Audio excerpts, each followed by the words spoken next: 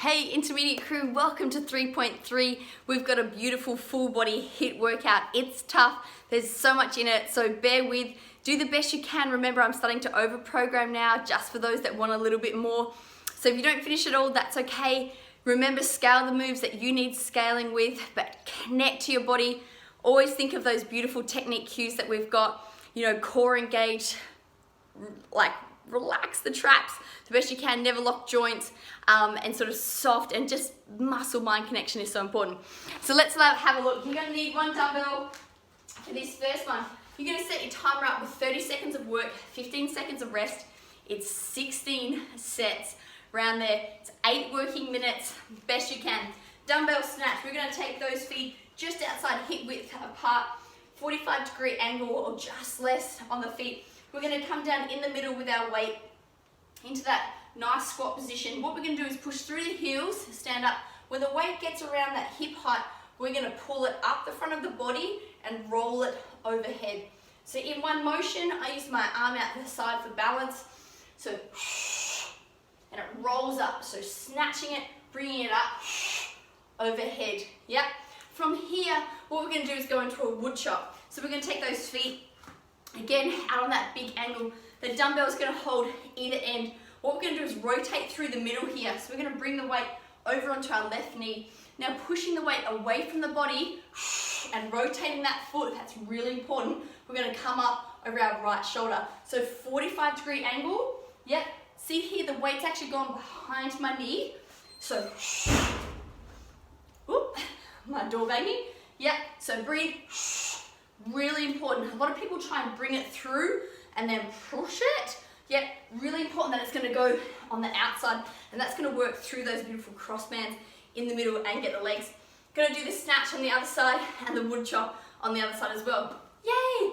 Next one you need 2 dumbbells. Maybe not for the walking lunges, but you will for the step outs. So overhead dumbbell walking lunges if it feels comfortable. If not, you can hold them down by your side. If not, they're going to go up overhead. We're going to make sure our feet are underneath those hips. We're going to step forward.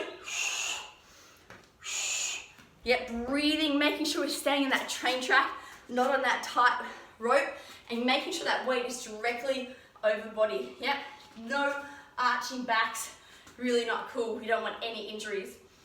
Now we've got the dumbbell step out and up with the renegade row. Woohoo! So what we're going to do is dumbbell in each hand. We're going to fold through the middle. Yep. Dumbbells come down just in front of those toes. We're going to step out. Yep. You can drop to knees here if you want to. Row, row, back on those toes. Step in, shift that weight to the heels, and you're going to stand up. Yeah. Weights come back down, step out, knees if you need to, row, row, back up. Beautiful, stand up. You're going to get a few of those in this 30 seconds. From here, you're going to go to a single leg reverse lunge with a curtsy pulse to reverse lunge.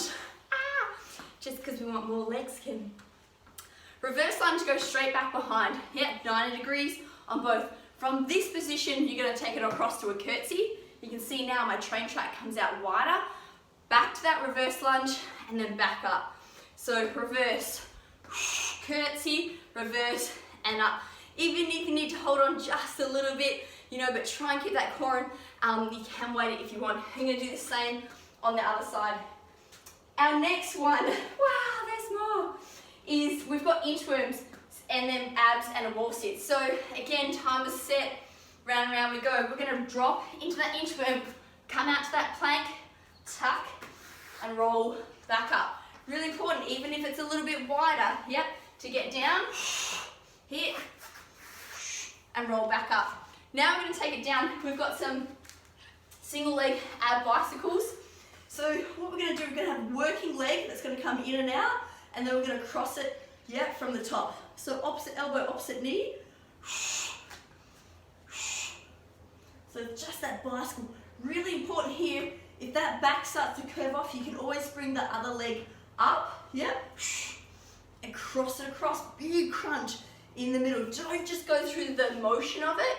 Actually get that contraction as you're lifting that shoulder up. Then you've got your wall sit. So you've done your abs, right, left. Woo, 30 seconds, you're on your wall sit. E, ooh, ah. And then you're done after you're done. Yeah, just so many rounds of that. We're gonna do an AMRAP now. So what we're gonna do is 10 minutes. We've got overstep steps, so 20. So here I would grab your heavier dumbbells if you've got a scale of them. So you're just gonna come up and over your steps. So 1, turn, 2. The whole idea is not to make you dizzy. Yeah, you can just do step ups. If that feels best, do 10 right, 10 left. Down into a butterfly, sit up. Can use dumbbells here if you wish. Feet are gonna come into the middle, overhead. You guys will know these by now. And then you've got your 50-meter loop run. The hero move in is a kettlebell swing. If you don't have kettlebells, just use your dumbbells. What we're doing is shoulders back, feet a lot wider than hip width. Forearm, I like to use to the thigh. My back and core are super important here.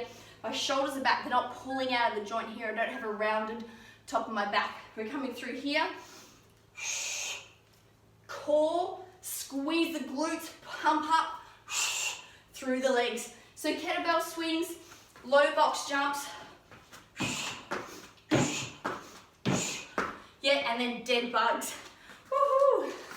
Just like that, you're stuck on your back. You're here again, opposite arm, opposite leg, just wherever's comfortable, guys. And do that for a few rounds. Then we're finishing off on the ground with some floor conditioning. If you've got a plank, knees, toes, have your time to challenge yourself. And then we're gonna come up for 15 opposite arm, opposite leg tabletop.